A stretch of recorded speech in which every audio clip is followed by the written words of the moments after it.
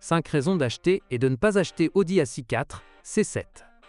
Des tests numéro 5. Prix du marché et coût de maintenance.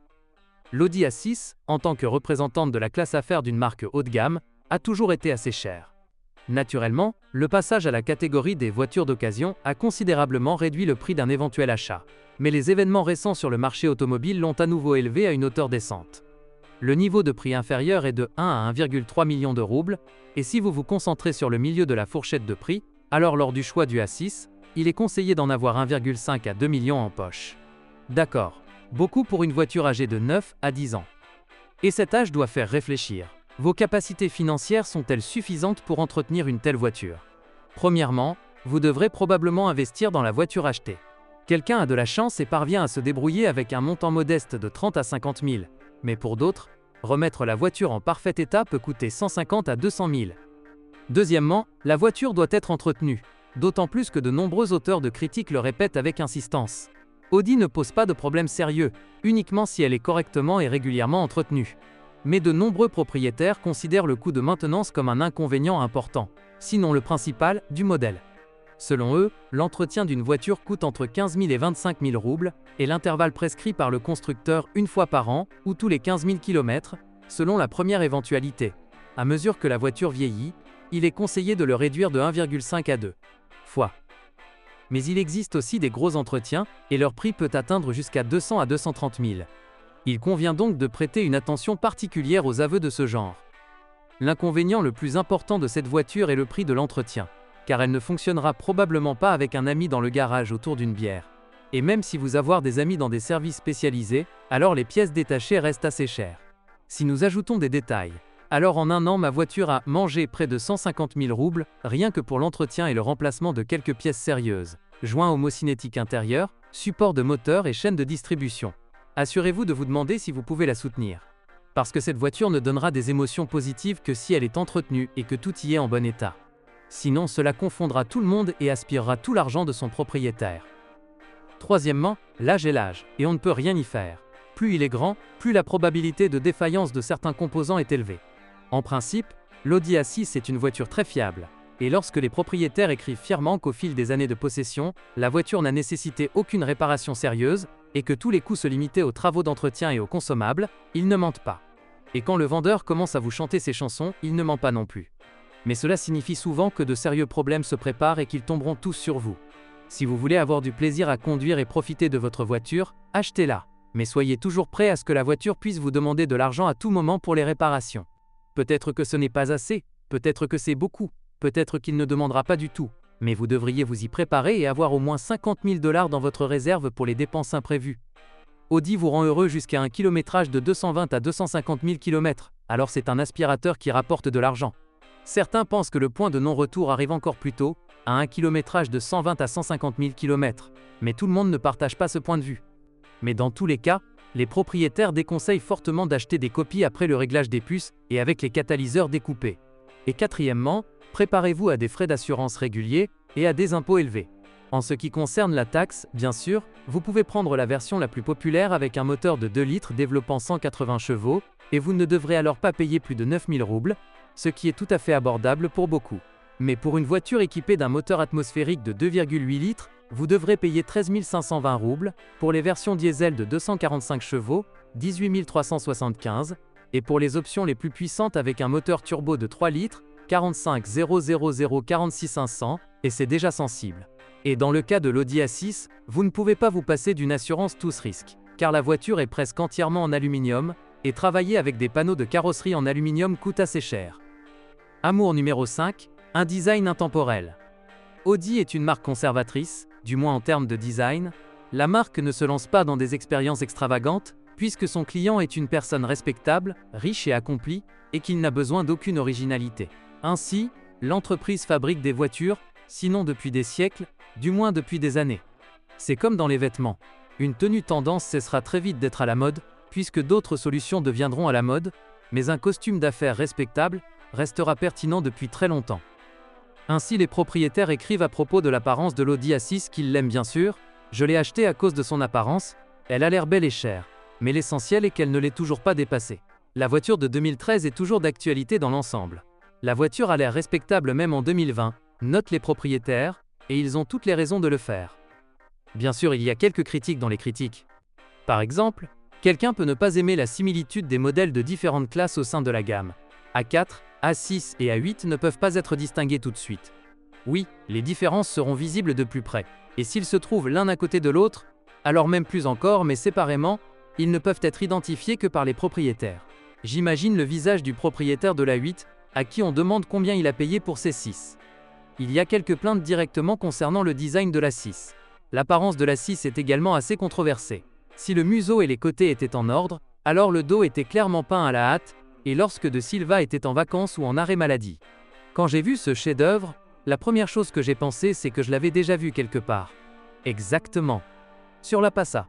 Mais tout le monde considère le design de la façade comme réussi, beau et moyennement agressif. Des tests numéro 4. L'insonorisation. Il n'y a rien d'étrange dans le fait que dans leurs avis, les propriétaires évaluent le niveau de confort acoustique de manière très différente, et peu importe qu'ils écrivent sur une voiture ultra économique comme une boîte de conserve sur roue ou sur une voiture de luxe. Dans tous les cas, ils ne disposent pas de critères d'évaluation objectifs, ils n'enregistrent pas les relevés de sonomètre dans diverses situations, et leurs évaluations sont basées uniquement sur leurs propres impressions et expériences antérieures.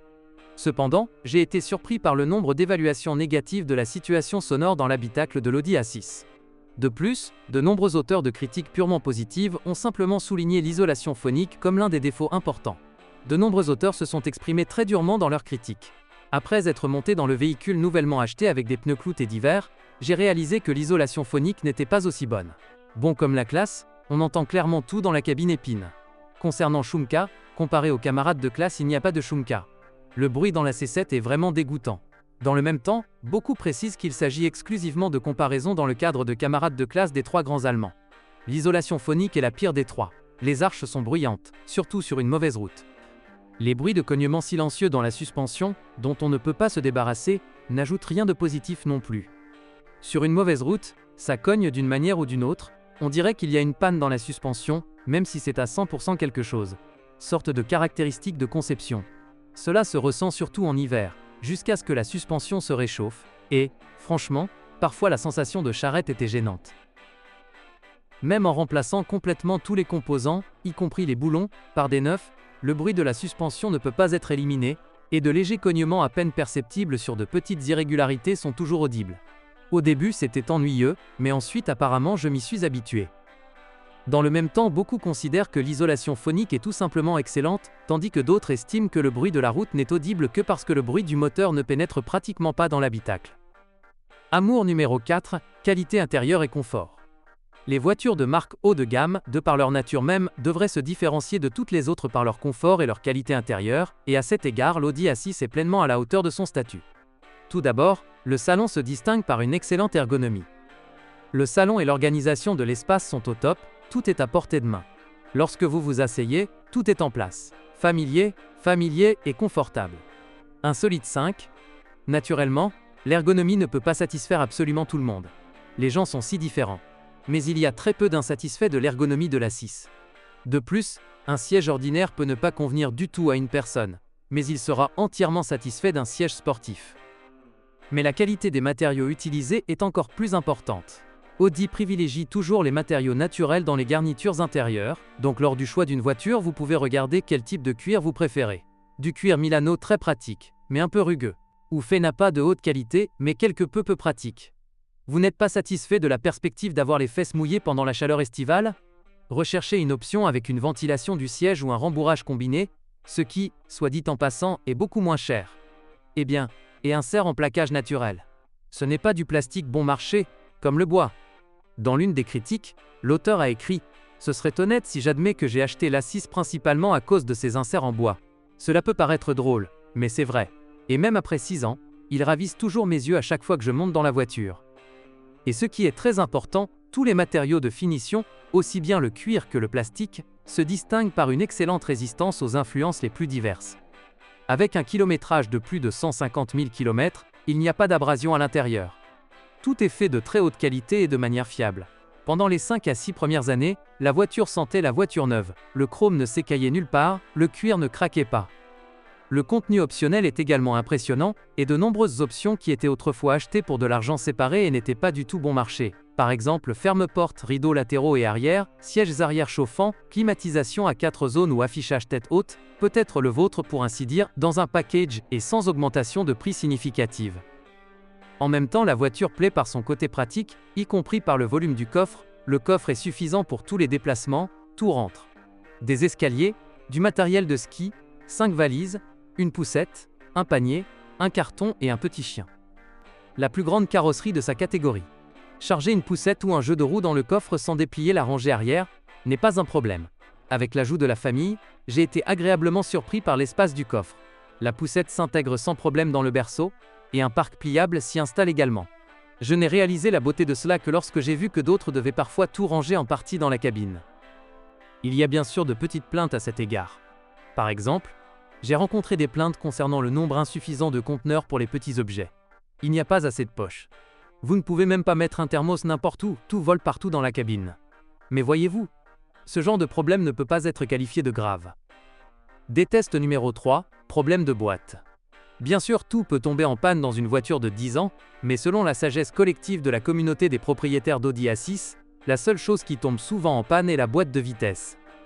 Certes, le plus souvent il tombe en panne, humainement, laissant la possibilité de se rendre dans un centre de service. Presque toutes les Audi A6 de la génération C7 présentées sur le marché secondaire sont équipées soit d'une CVT multitronique, développée par Audi en collaboration avec la société Luc, qui fonctionnait avec un moteur turbo de 2 litres, soit d'une S-Tronic robotique présélective à 7 vitesses. Boîte de vitesse avec double embrayage humide, qui était utilisée dans toutes les autres options de moteur.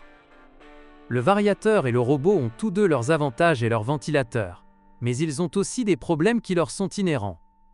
La CVT, naturellement, offre une accélération incroyablement douce, et c'est très bien si vous passez calmement d'un point A à un point B. La CVT après la 7 G-Tronic n'est qu'un conte de fées. Pas de commutation, pas d'ennui, pas de prévenance. Elle tire à n'importe quelle vitesse. Mais elle ne tolère pas du tout la course. On ne peut pas accélérer brusquement dès le départ. On ne peut pas rouler à des vitesses interdites. On ne peut pas déraper dans la neige. Néanmoins, les propriétaires conviennent que toute CVT est une loterie. On ne sait jamais quand il faudra l'accompagner au service du capital. Et réparer un variateur n'est pas bon marché. Le plus souvent, les cartes de la centrale électronique tombent en panne. À 140 000 km, j'ai changé les cartes électroniques numéro 1, numéro 2 de la centrale, et à 300 000 km, j'ai dû changer à nouveau les mêmes pièces. Lorsque le kilométrage dépassait 100 000, la chose la plus intéressante a commencé. La transmission, CVT, ou plutôt une sorte de circuit imprimé, dont la réparation m'a coûté 50 000. Selon les propriétaires, le variateur, s'il n'est pas déchiré et non chargé de remorque, prend soin de lui-même assez calmement, jusqu'à 150 à 180 000 km. Bien qu'au tournant de 60 à 80 000 km, l'embrayage devra peut-être être remplacé. Mais ce qui se passe ensuite est inconnu, car la boîte elle-même se compose de 2 arbres et de 2 chaînes qui, ensemble neuves et originales, coûtent 850 000 roubles, et une nouvelle boîte coûte 960, alors que la voiture elle-même n'est pas beaucoup plus chère. Le robot présente également de nombreux problèmes de fonctionnement. L'accélération est bien sûr excellente grâce au S-Tronic, les vitesses s'enclenchent rapidement, avec de légers à-coups à l'arrière lors d'accélérations intenses, et ne se font absolument pas sentir en conduite urbaine normale. Cependant, préparez-vous à une secousse très décente, presque un choc, si vous relâchez l'accélérateur, freinez, puis appuyez à nouveau sur l'accélérateur. Dans les voitures des premières années de production, la mécatronique tombait souvent en panne, et elles étaient remplacées, soit sous garantie prolongée. Coolanet. C'est pourquoi, lors du choix d'une voiture, vous devez vous assurer que la mécatronique de la boîte a déjà été remplacée. Si cela est fait, vous pouvez expirer et supposer que de nombreux problèmes vous échapperont. Cependant, il convient de noter que le S-Tronic n'aime vraiment pas la surchauffe, et qu'il surchauffe principalement dans les embouteillages. Les propriétaires expérimentés conseillent dans de telles conditions de passer périodiquement au mode M ou S, en augmentant le régime moteur. Cela augmente la circulation de l'huile et améliore le refroidissement. Mais si vous pensez que le robot ne chauffera pas sur l'autoroute, vous vous trompez. Par conséquent, par temps chaud, il est conseillé de s'arrêter au moins une demi-heure tous les 500 à 600 km. Sur le forum spécialisé, ils écrivent que la distance maximale sans arrêt prolongé est d'environ 900 km. Et pourtant, beaucoup de gens aiment S-Tronic, car, selon les critiques, c'est ce qui permet à l'Audi de libérer pleinement son potentiel. Traction, transmission du couple sans perte aux roues et adhérence revêtue. Juste un régal. Peu importe qui, déteste. La S-Tronic, c'est la meilleure boîte de vitesse du moment. Oui, il faut parfois entretenir. Oui, ce n'est pas donné, mais ça vaut le coup. Amour numéro 3, consommation d'essence.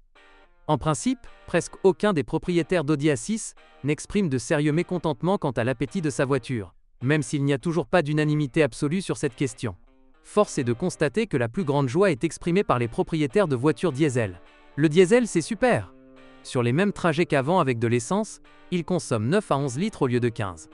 La consommation est de 6 à 7 litres en ville et de 5 à 12 sur autoroute, 110 km/h 5, 160 km/h 7, 210 km/h 12 litres.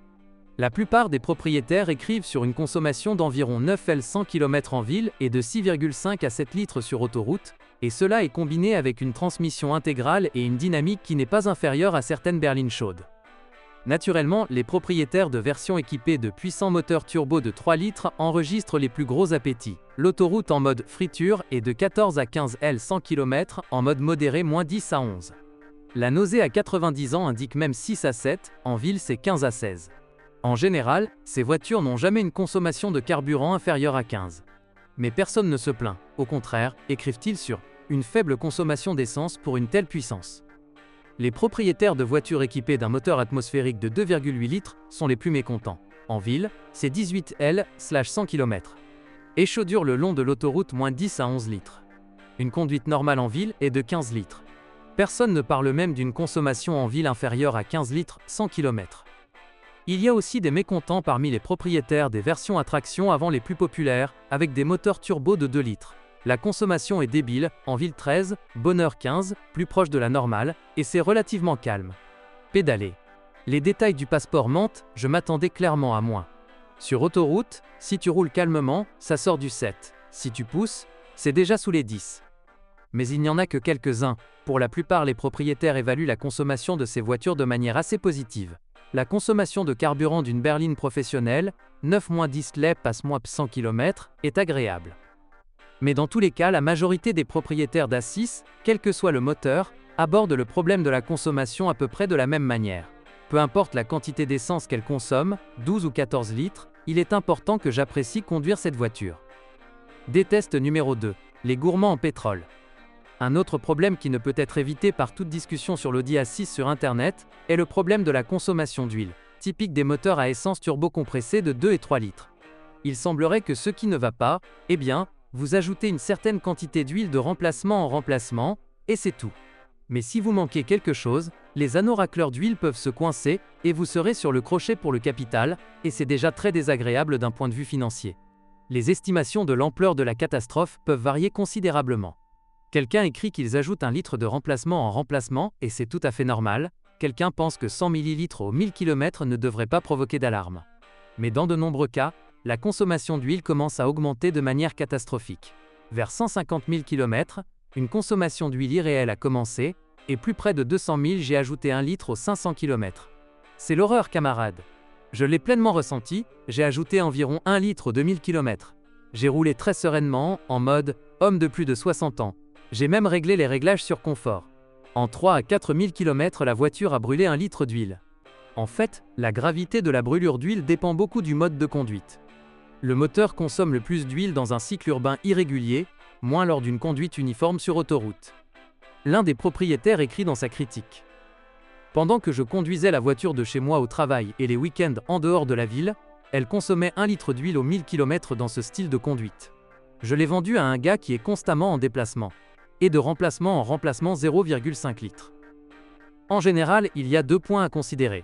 Premièrement, si le propriétaire vous dit lors de l'achat que le moteur ne consomme pas d'huile, il ment probablement.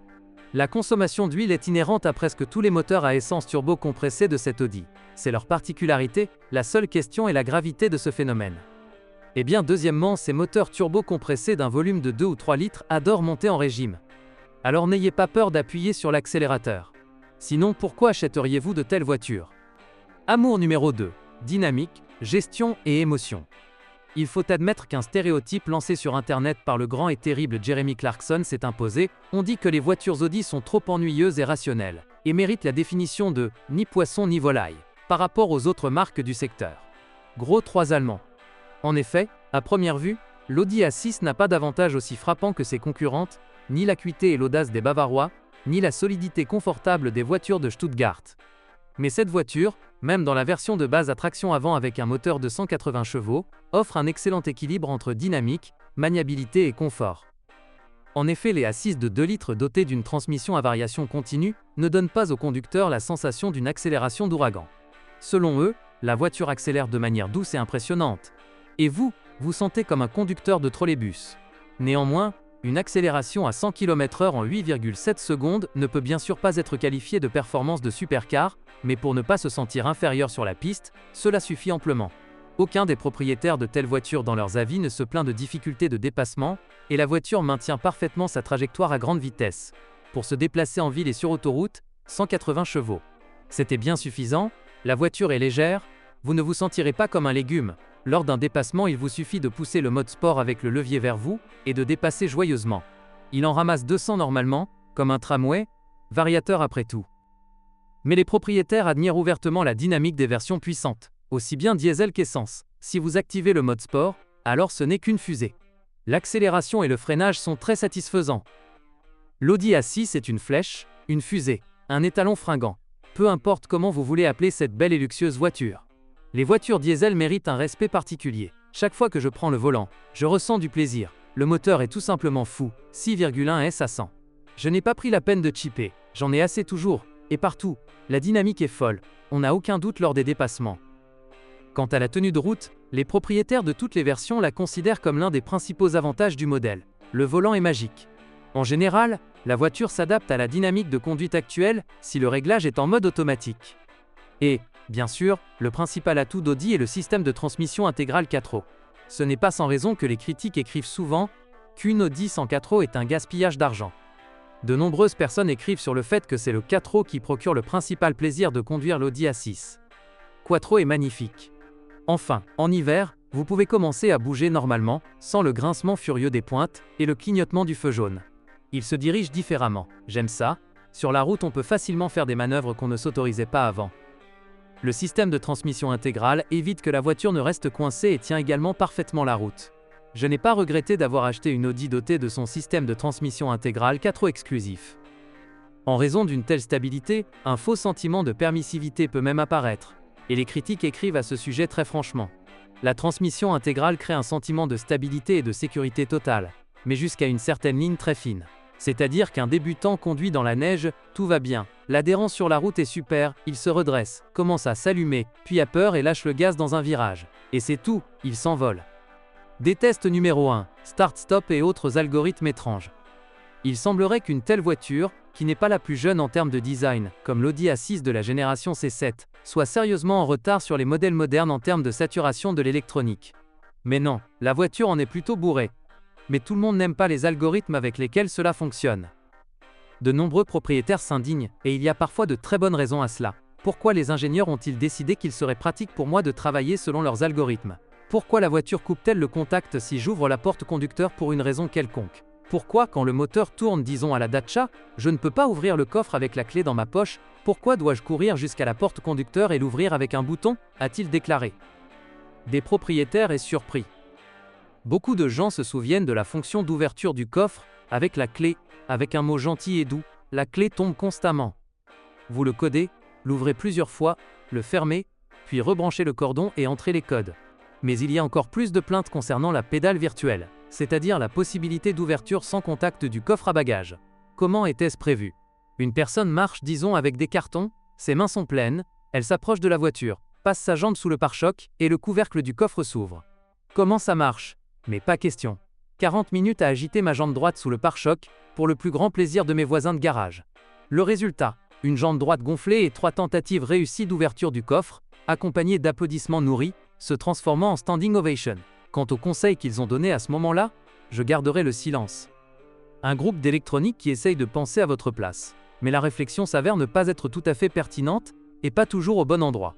Par exemple, lorsque vous ouvrez la porte conducteur avec le moteur tournant, vous serrez le frein à main, et si vous sortez de la voiture avec la clé, la voiture s'éteint. Autrement dit, vous sortez de la voiture pour fermer le garage. La voiture cale et le frein à main est serré. Ce n'est pas toujours agréable. C'est particulièrement ennuyeux lorsque vous essayez de conduire une voiture dans un garage, et que, sans ressentir les dimensions, vous sautez 3 fois hors de la voiture pour voir si la bouche est là ou non.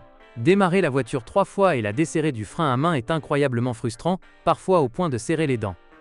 Ou ce moment, en cas d'accident, les prétentionneurs de ceinture de sécurité sont activés, les fenêtres et les portes sont fermées, et le système de freinage est activé. Après un accident, les portes s'ouvrent, les feux de secours s'allument, et la batterie s'éteint. Et c'est tout. Allez à la dépanneuse, vous ne pouvez désormais démarrer la voiture qu'au centre de service. Autre situation possible, décrite par un autre propriétaire. Vous vous êtes arrêté dans une station de lavage automatique. Le levier est au point mort pour que le convoyeur fasse rouler la voiture. Et à ce moment, la laveuse avec un Karcher ouvre la porte conducteur pour laver la partie inférieure de la porte et le seuil. Et puis, bam, le frein à main est activé, la voiture est traînée, et vous appuyez frénétiquement sur la pédale de frein et le bouton du frein à main. De manière générale, l'intérêt malsain de serrer constamment le frein à main est incompréhensible. Apparemment, les gars d'Ingolstadt n'ont jamais été sérieusement pris avec des plaquettes de frein gelées à -30. Et je l'ai eu. Et, bien sûr, le principal irritant pour de nombreuses personnes est le système Start-Stop, ou plutôt le fait qu'il puisse être désactivé à partir du menu, mais seulement jusqu'à ce que vous éteigniez vous-même le moteur. Pourquoi n'a-t-il pas été possible de désactiver définitivement ce mode via l'ordinateur de bord? Par conséquent, préparer un voyage sur l'A6 n'est pas sans rappeler le lancement d'un hélicoptère, avec les interrupteurs à bascule allumés. Sous le démarrage arrêt est désactivé, le maintien automatique est activé, autoriserez-vous le décollage? Et ce rituel complexe se répète constamment. Et ce serait bien si le système arrêtait le moteur uniquement au feu de circulation. Voici une autre situation de vie. Vous faites demi-tour, par exemple, devant un garage, vous vous arrêtez et la voiture cale. Et pendant que vous allumez l'arrière, pendant que vous démarrez le moteur, il faut aussi attendre pour qu'il n'y ait pas de à-coup. En un mot, ce système exaspère beaucoup de gens et je les comprends. Amour numéro 1, statut. Choisir une voiture permet toujours de tirer quelques conclusions sur la personnalité de son propriétaire. Ainsi, une personne qui a choisi l'Audi A6 de la génération C7 se déclare clairement être une personne assez riche, au moins capable d'entretenir une voiture de classe premium, mais en même temps peu encline au choquant ou à l'arrogance bourgeoise. L'A6 n'a pas le voile désagréable d'une voiture de gangster. La voiture n'a pas la réputation de charrette pour nouveaux riches, mais cette voiture offre vraiment un excellent équilibre de qualité qui peut satisfaire aussi bien le passionné de pneus qui crise dans les virages et connaisseur du confort sur les longs trajets. Et en tout cas, les 4 anneaux sur la doublure lui confèrent un certain statut. Je l'ai acheté pour son aspect, qui n'est pas obsolète. Ce n'est pas une honte de venir ici pour résoudre des problèmes. J'aime vraiment la façon dont il vous salue lorsque vous arrivez dans cette voiture. En effet, malgré son âge, la voiture aura un aspect tout à fait naturel sur le parking d'un hôtel cher, à proximité d'un centre d'affaires ou à proximité d'un immeuble abritant des agences gouvernementales. Non moins agréable est le respect des autres participants au mouvement, à propos duquel de très nombreuses personnes écrivent. Ils ont pratiquement arrêté de couper, soit ils le manquent, soit ils n'ont pas le temps. La voiture a 10 ans, ce qui n'est pas du tout jeune, mais malgré cela, ils nous ont poliment laissé passer sur l'autoroute.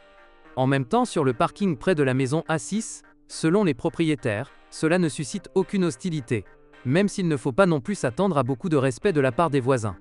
Certes, certains se plaignent du fait que la voiture suscite souvent un intérêt excessif de la part des agents de la police de la circulation, surtout si elle est équipée de phares à LED.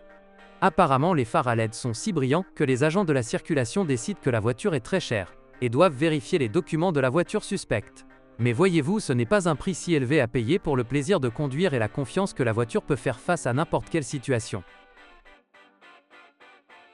Bonjour les amis, vous cherchez une voiture d'occasion? Vous devez prêter attention au site web carm.pro. Carm.pro est grand catalogue de voitures, moteurs, boîtes de vitesse. Et le meilleur, c'est que vous pouvez trouver des informations sur les pannes de n'importe quelle pièce. Complètement gratuit. Allez sur le site web carm.pro et découvrez tous les éventuels points faibles des voitures d'occasion.